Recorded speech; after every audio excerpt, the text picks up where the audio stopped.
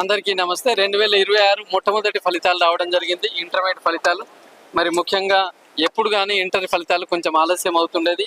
ఆంధ్రప్రదేశ్ ఫలితాలు ముందు వెలువడిన తర్వాత మన వాళ్ళు మేల్కొనేది. కానీ ఈసారి మనం తెలంగాణ వాళ్ళం ఓవర్టేక్ చేస్తున్నాం వాళ్ళని.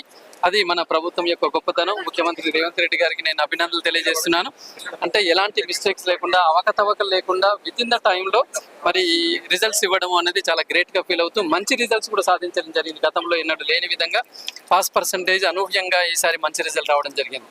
మరి ఆల్ఫోర్స్ విషయానికి వచ్చినట్లయితే కూడా గతంలో కంటే ఈసారి 8 విభాగాల్లో చూసుకున్నట్లయితే 6 విభాగాల్లో రాష్ట్ర స్థాయిలో ప్రథమ మార్కులతోటి ప్రభంజనం సృష్టించింది.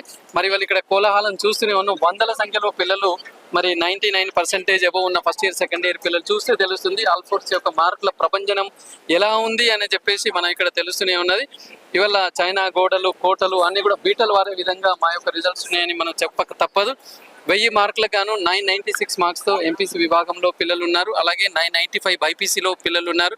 998లో ఎంఈసీ, 988 ఎంఈసీ, 987 సిఈసీలో ఉన్నారు.